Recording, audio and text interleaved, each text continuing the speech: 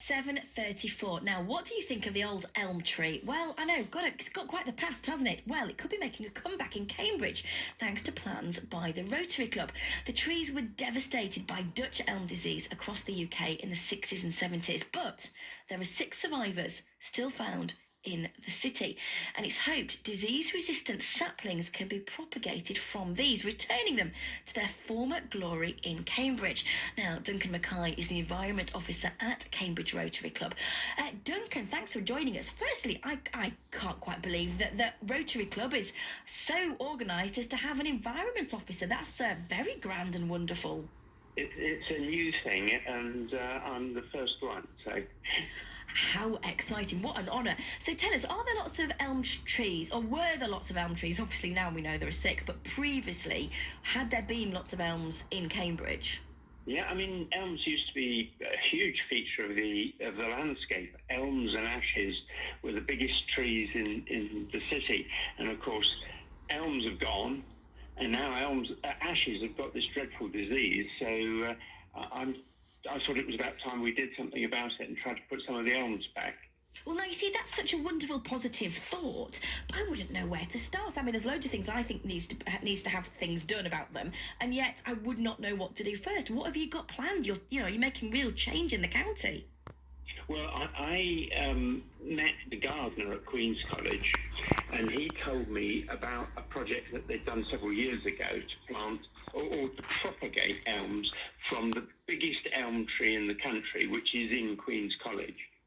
And they've done that, and they did it quite a long time ago, and the trees are now 30 feet tall. Wow. The ones that they propagated. And as a result, since they've done it and they've shown that it can be done and that the offspring they produce are resistant to the disease, I thought it was about time to have another go and see if we couldn't produce a lot more around the city. So what's the plan?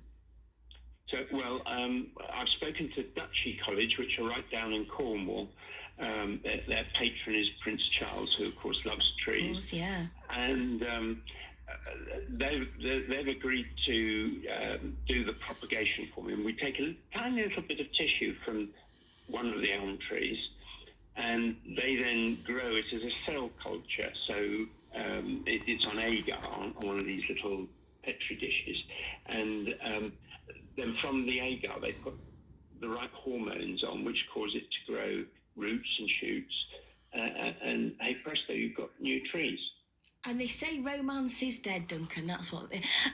Tell me very quickly, because I'm going to have to go to the sport in a sec. What timelines are we looking at? Could we suddenly see a flurry of elms in 6 months? Is it a couple of years kind of project? What timelines are we looking at?